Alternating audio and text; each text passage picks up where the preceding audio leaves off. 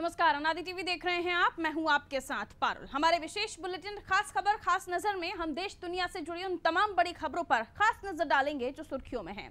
जनता से जुड़े मुद्दे हों या राजनीतिक गलियारों की हलचल या फिर हो राष्ट्र से जुड़ी बात, तमाम खबरें जिनकी गहराई को जानना आपके लिए है जरूरी। करेंगे हम पड़ताल हर अहम खबर की और इसी कड़ी में सबसे पहले आज 4 बड़ी और खास खबरें जिन पर हमारा फोकस रहने वाला है आपकी टेलीविजन स्क्रीन पर आपको दिखाई दे रही हैं, जिनमें सबसे पहली तस्वीर जो आप देख रहे हैं, आज बात करेंगे 5 साल पहले कैसे हमारे जवानों ने उरी हमले का बदला पाकिस्तान में घुस कर लिया था और 40 आतंकियों को ढेर कर दिया था। दूसरी खबर में हम बताएंगे कि कैसे चीन का कर्ज दुनिया का कर्ज बन सकता है। कोरोना के बाद चीन का कर्ज वाला वायरस दुनिया के लिए चिंता का विषय बन गया है। तीसरी खबर में बात होगी मध्य प्रदेश में होने वाले उपचुनाव की। 2023 से पहले होने वाले इस उपचुनाव को सत्ता का फाइनल के तौर पर देखा जा रहा है, जिसके लिए बीजेपी कांग्रेस ने अपने रणनीतिकार भी तैयार कर लिए हैं। चौथी खबर और आखिरी खबर जिसमें हम बताएंगे कि कैसे प्रदेश की शिवराज सरकार यूपी की योगी सरकार के रास्ते पर चल पड़ी है।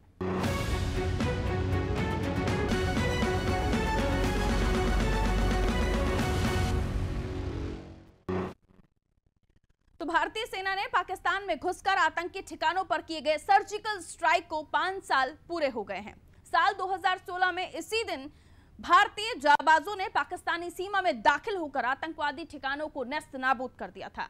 यह दिन भारतीय जवानों के साहसिक कदम के गवाह के तौर पर हमेशा के लिए दर्ज हो गया। वहीं सेना के शौर्य ने उरी हमले के शहीदों का बदला लेकर सभी भारतीयों का सिर गर्व से ऊंचा कर दिया।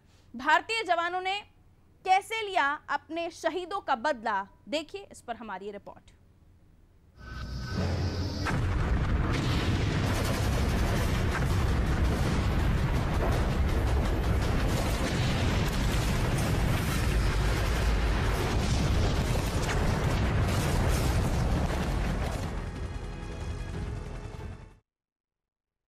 आधी रात को थर्राया पाकिस्तान, ठंड की रात में दहला पाकिस्तान। भारतीय सेना ने लिया आतंकियों से बदला, 18 शहीदों के बदले 40 की ली जान। पाकिस्तान में भारत का सीक्रेट ऑपरेशन, गुस्से और बदले का सर्जिकल स्ट्राइक।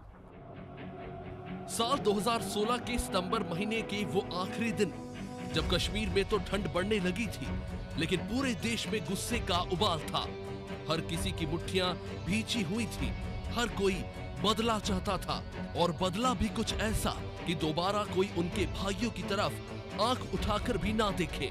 हम बात कर रहे हैं उरी हमले के बाद देश भर में फैले गुस्से की। 18 सितंबर को उरी में आर्मी के 12वें ब्रिगेड हेडक्वार्टर में कायराना हमले में देश ने अपने 18 जाबाजों को खो दिया था। गम और गुस्से के उस दौर में हर भारतवासी के मन को सुकून तब मिलता है जब खबर आती है कि भारत ने 38 आतंकियों को मारकर उरी हमले का बदला ले लिया। भारत के कमांडो पीओके में घुसकर आतंकी ठिकानों को तबाह करते रहे और सुरक्षित लौट आए। लेकिन ये इतना भी आसान नहीं था। इसके पीछे सुनियोजित योजना बनी थी जिससे आतंकियों को सबक सिखाया जा सके। आइए समझते हैं सेना के शौर्य को सिलसिलेवार तरीके से। उरी हमले से टूटा सेना का सब्र। सेना ने बनाया सीक्रेट ऑपरेशन का प्लान। सरकार और सेना के बीच हुई बातचीत। 28-29 सितंबर को मुकर्रर हुई बदले की तारीख। सेना के जवानों को दी गई स्पेशल ट्रेनिंग। स्पेशल फोर्स के 150 जवान हुए शामिल। भारत ने पाकिस्तान को सबक सिखाने के लिए योजना बनाई। पहली बार भारतीय सेना ने आक्रामक रुख अपनाते हुए पाकिस्तान में घुसकर ऑपरेशन को अंजाम देने का प्लान बनाया और इसके लिए 28 और 29 सितंबर की रात का समय चुना गया। भारतीय सेना के विशेष बलों के 150 कमांडोज की मदद से सर्जिकल स्ट्राइक ऑपरेशन किया गया। बेस कैंप पर पहुंचे सभी जवान 28 सितंबर की आधी रात को भरी उड़ान। MI-17 हेलीकॉप्टर में 150 कमांडो निकले। LOC के पास उतरते सेना की जवान। यहां से 4 और 9 पैरा के यानी 25 कमांडो पीओके में घुसे। सीमा पर मौजूद थे पाकिस्तानी सैनिक। 3 किलोमीटर रेंग कर पाकिस्तान में पहुंचे जवान। जवानों के पास थे अत्याधुनिक हथियार, लेवल 2 M1 और AK-47 assault rifle, grenade, smoke grenade, under barrel grenade launcher, night vision devices से लैस थे भारतीय जवान। जवानों ने आतंकियों पर किया ताबड़तोड़ हमला। भीमबेर और हॉट स्प्रिंग में हुआ ऑपरेशन। केल और लीपा सेक्टर में सेना की सर्जिकल स्ट्राइक। आतंकियों के लॉन्चिंग पैड्स को किया दबा। करीब 4 घंटों तक चली सर्जिकल स्ट्राइक। 38 आतंकियों और 2 पाकिस्तानी सैनिकों को किया ढेर। सर्जिकल स्ट्राइक को अंजाम देने के बाद सबसे मुश्किल टास्क वापसी का था, क्योंकि पाकिस्तानी सेना को पीओके में भारतीय सैनिकों की मौजूदगी का पता चल गया था। ऐसे में कमांडो ने वापसी के लिए दूसरा और थोड़ा लंबा रास्ता चुना। दुश्मन सेना की मशीन गन से चल रही गोलियां उनके कान के पास से गुजर रही थी। बीच में कुछ हिस्सा ऐसा भी आया जहां आड़ लेने के लिए कोई जगह नहीं थी। तब वे रेंग कर पाकिस्तानी सैनिकों से बचते हुए सुबह करीब 4:30 बजे भारत की सीमा में पहुंचते हैं। सबसे मुश्किल टास्क था वापसी। सभी जवानों को सुरक्षित लाने की थी जिम्मेदारी। पाकिस्तानी सेना ने जवानों पर किया हमला। जवाबी हमले में मारे गए पाकिस्तानी जवान। कमांडो ने वापसी के लिए चुना लंबा रास्ता। रेंग कर भारतीय सीमा में पहुंचे कमांडो। सभी कमांडो को लाया गया ऑपरेशन रूम। कमान संभालने वाले मेजर को कमांडिंग ऑफिसर ने लगाया गले। अगले दिन पाकिस्तान में भारतीय सेना की सर्जिकल स्ट्राइक की खबर सामने आते ही पूरे देश में जश्न का माहौल बन गया। देश के सभी नागरिक सेना के शौर्य और पराक्रम को देखकर गौरवान्वित हो गए। वही दुनिया ने भी भारतीय सेना के शौर्य का लोहा मान दिया। उरी में सेना के शहीदों का बदला भारतीय सैनिकों ने ले लिया था और इसके साथ ही सर्जिकल स्ट्राइक से पाकिस्तान को कड़ी चेतावनी भी दे दी थी।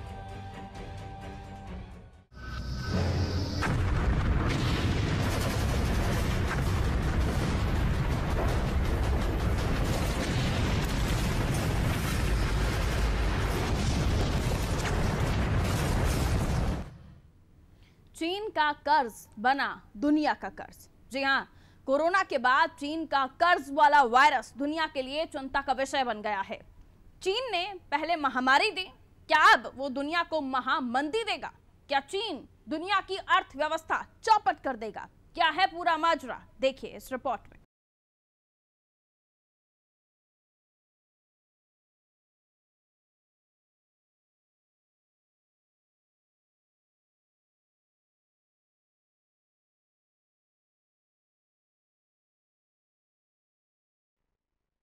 चीन कोरोना वायरस के बाद अब दुनिया के सामने एक और परेशानी खड़ी कर सकता है। दरअसल चीन की दूसरी सबसे बड़ी रियल एस्टेट कंपनी एवरग्रांड दिवालिया होने की कगार पर है।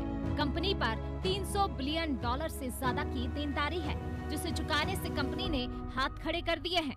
कंपनी का साफ कहना है कि उसके पास इस भारी भरकम कर्ज को चुकाने के लिए पैसे नहीं हैं। इसके बाद ग्लोबल मार्केट को बड़ा धक्का लगा है। शेयर धारकों के पैसे डूब रहे हैं, तो दुनिया के कई शेयर मार्केट में गिरावट देखी जा रही है।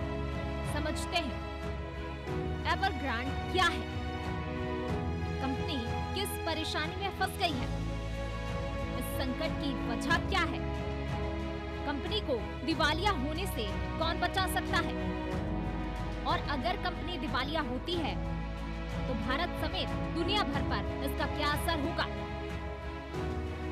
सबसे पहले हम आपको बताएंगे कि एवरग्रांड क्या है। एवरग्रांड चीन की दूसरी सबसे बड़ी रियल एस्टेट कंपनी है। कंपनी के चीन के करीब 200 शहरों में 1300 से भी ज्यादा प्रोजेक्ट है। कंपनी का रियल एस्टेट के अलावा electric vehicle, theme park, food and beverage, tourism और पैकेज्ड वाटर बॉटल का भी कारोबार है, जिनमें 2 लाख से भी ज्यादा लोगों को रोजगार मिला हुआ है। कंपनी की खुद की एक फुटबॉल टीम भी है। तो अब समस्या क्या है, ये भी जान लीजिए। जब चीन का रियल एस्टेट मार्केट अपने बूम पर था, तब कंपनी ने एक के बाद एक नए प्रोजेक्ट की शुरुआत की, जिसके लिए कर्ज लिए गए। लेकिन चीनी सरकार ने रियल एस्टेट मार्केट के लिए सख्त नियम बना दिए। 2020 में चीनी सरकार रियल एस्टेट कंपनियों के लिए 3 रेड पॉलिसी लाई। इनमें से किसी का भी उल्लंघन करने पर कंपनियों पर आर्थिक पाबंदी और पेनल्टी लगाई जाने की बात कही गई। इस पॉलिसी के लागू होने के बाद से ही एवरग्रांड का संकट शुरू हो गया। इसके बाद से ही कंपनी को घाटा होने लगा और कर्ज बढ़ने लगा। फिलहाल कंपनी पर 300 अरब डॉलर का कर्ज है, भारतीय रुपयों में करीब 22 लाख करोड़ रुपए। कंपनी का कहना है कि वो इसे चुकाने की स्थिति में नहीं है। इसके बाद से ही रियल एस्टेट मार्केट में गिरावट देखी जा रही है। दुनिया भर के मार्केट पर इसका असर पड़ रहा है। चीनी सरकार की जिन रेड पॉलिसी की वजह से कंपनी घाटे में पहुंची, जरा उन रेड पॉलिसी के बारे में भी जान लेते हैं। रियल एस्टेट कंपनियों पर कुल देनदारी उनकी कुल संपत्ति के 70% से ज्यादा नहीं हो सकती। कंपनी के ऊपर जितना शॉर्ट टर्म कर्ज है, उसके पास उतना या उससे ज्यादा कैश होना चाहिए। गियरिंग रेशो 100% से ज्यादा नहीं होना चाहिए। गियरिंग रेशो यानी कंपनी का कुल कर्ज, शेयरधारकों की कुल एक्टिविटी का रेशो। अगर कोई कंपनी तीनों रेड लाइन का पालन करती है तो उसे ग्रीन कैटेगरी में रखा जाएगा और वो अपना सालाना कर्ज 15% तक बढ़ा सकती है। अगर कोई कंपनी तीनों रेड लाइन का पालन नहीं करती है तो उसे भविष्य में कोई कर्ज नहीं मिलेगा। अब सवाल ये उठ रहा है कि क्या चीनी सरकार कंपनी को बचा सकती है? तो जवाब है, सरकार चाहे तो बिल्कुल बचा सकती है।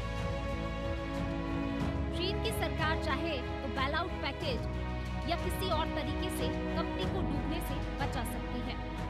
चीनी सरकार पहले भी इस तरह के कदम उठा चुकी है, लेकिन एवरग्रांड के मामले में इसकी उम्मीदें कम नजर आ रही हैं।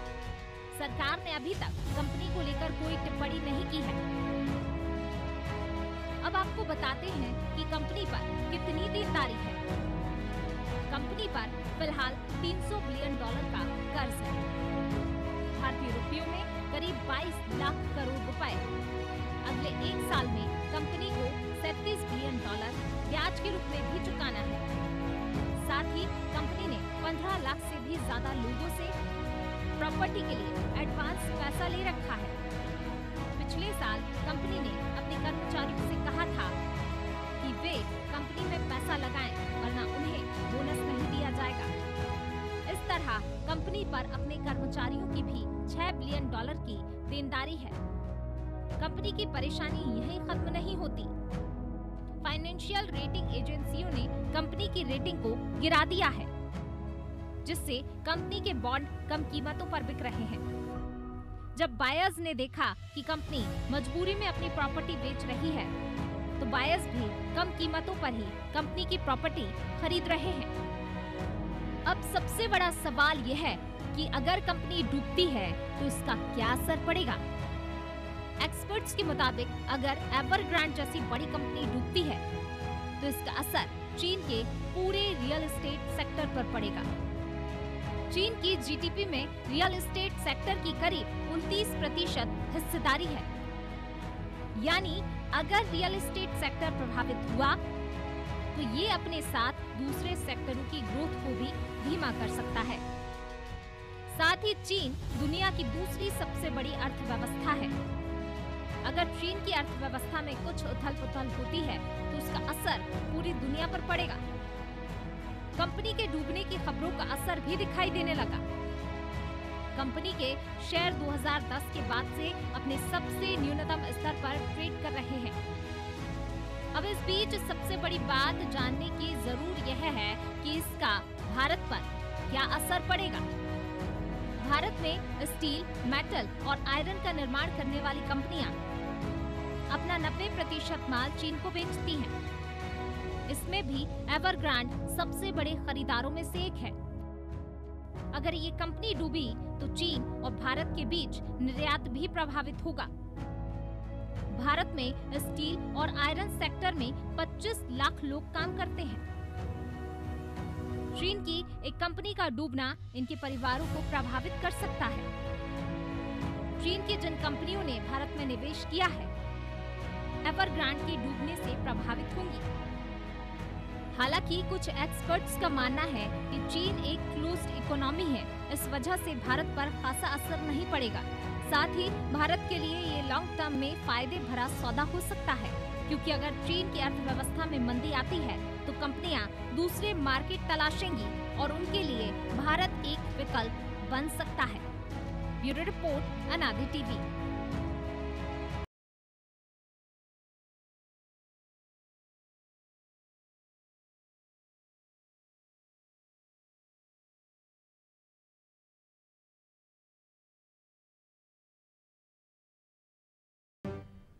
और चलिए अब मध्य प्रदेश की बारी। अब नजर डालते हैं मध्य प्रदेश की सियासी तस्वीर पर।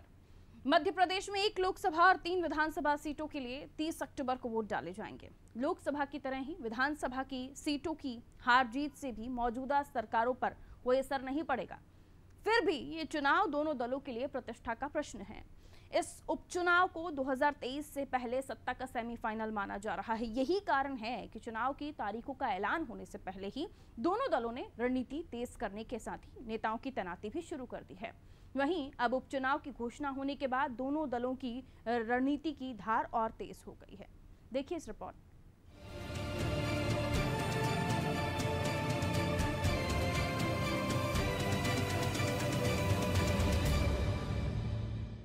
मध्य प्रदेश में 2023 के विधानसभा चुनाव रूपी फाइनल से पहले सत्ता का सेमीफाइनल का रण तैयार हो चुका है।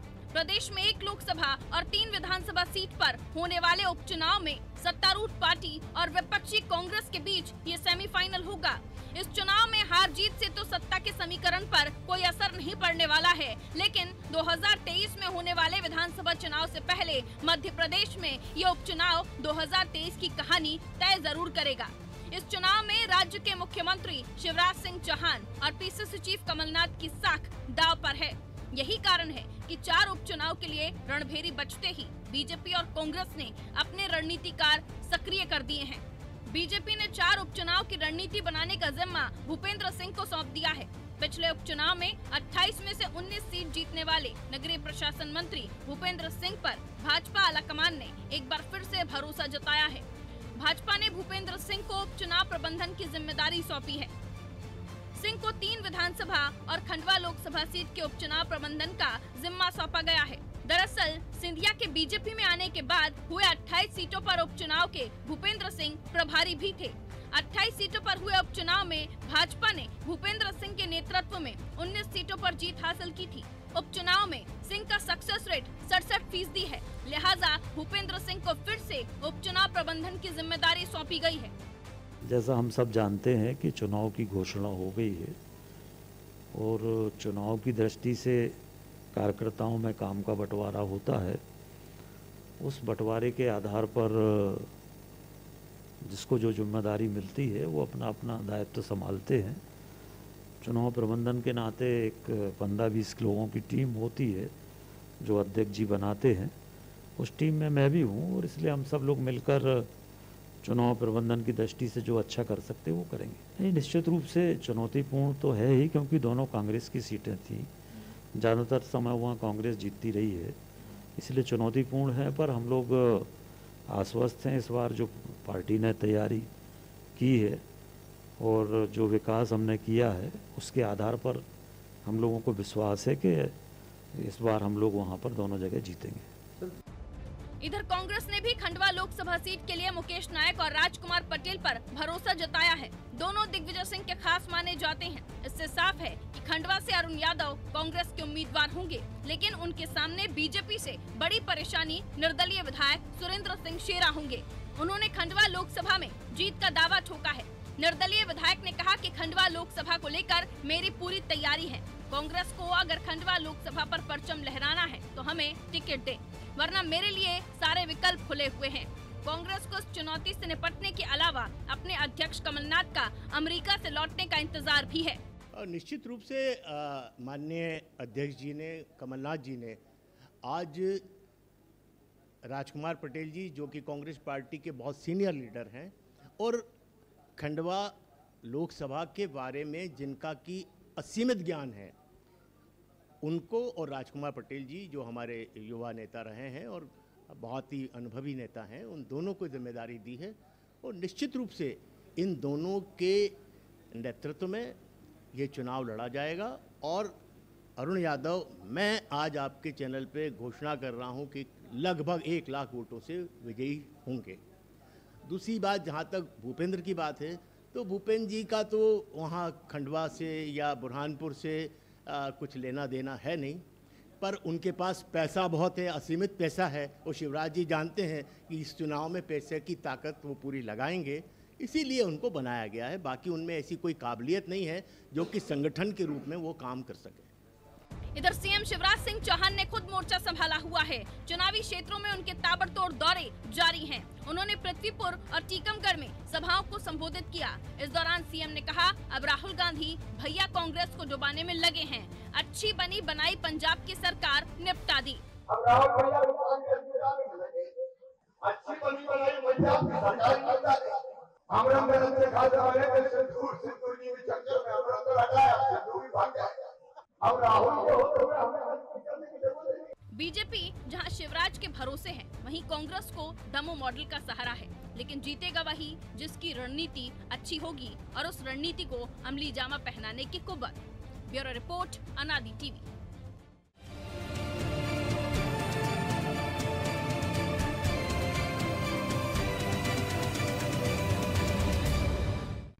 उपचुनाव के ऐलान के बाद अब अपने अपने पत्ते चलने शुरू कर दिए हैं दोनों ही दलों ने, यानी रण में अब रणनीतिकार अपनी पूरी ताकत झोंकेंगे। लेकिन देखना यह होगा कि कौन इस रण में विजय होता है। आगे बढ़ेंगे, अब बात भगवामय राशन की। मध्य प्रदेश की शिवराज सरकार भी यूपी की योगी सरकार के रास्ते पर चल पड़ी है। वहां जब सरकारी भवनों, स्कूलों और मदरसों तक पर भगवा रंग चढ़ाया जा रहा है, तो यहाँ मध्य प्रदेश की सरकार कहाँ पीछे रहने वाली है। शिक्षा के भगवाकरण के प्रयासों के बीच अब सरकार राशन दुकानों को केसरिया रंग से रंगने की तैयारी कर रही है। इतना ही नहीं, इन दुकानों को अब महापुरुषों के नाम से पुकारा जाएगा। सरकार का दावा है कि इन्हें मेगा मार्ट की तरह विकसित कर हाईटेक किया जा रहा है। लेकिन भगवा रंग को लेकर सियासत शुरू हो गई है। देखिए इस पर यह रिपोर्ट।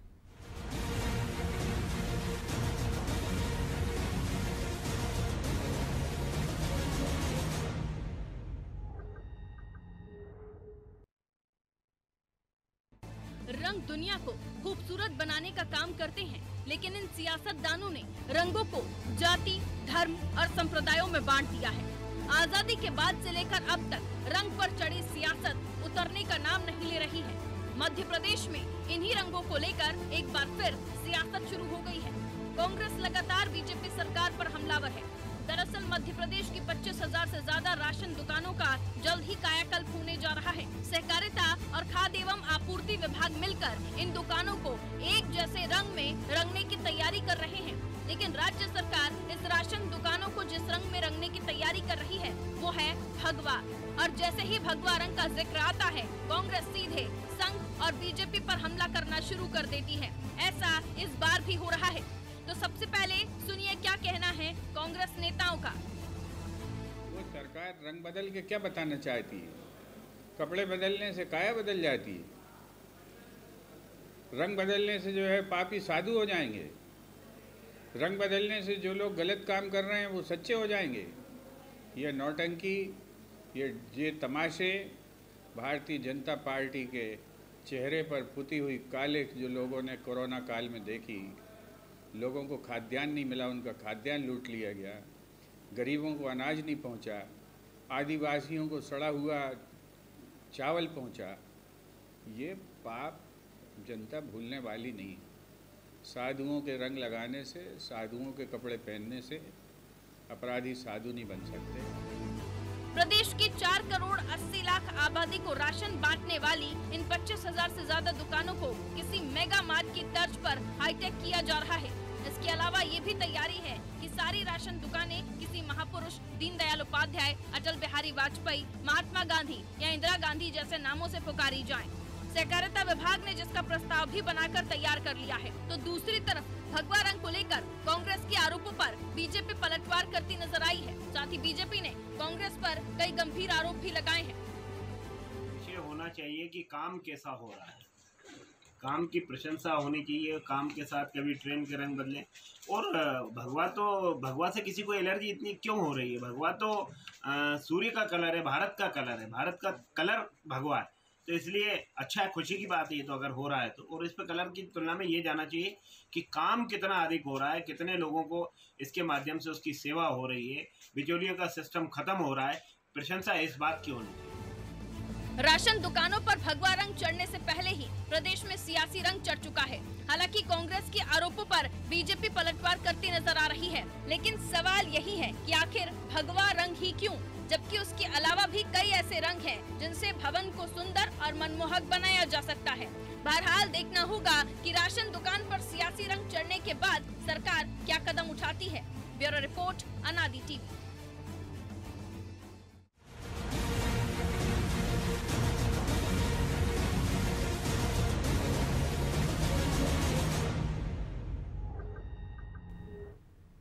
बनाने को तो बहुत कुछ बनाया जा सकता था, लेकिन हमने देखा है हमारे देश में शौचालयों की तस्वीरें, हमारे देश में स्कूलों की तस्वीरें, हमारे देश में अस्पतालों की तस्वीरें, लेकिन सियासत हो रही है भगवा रंग जो कि चढ़ेगा किस पर? राशन की दुकान पर।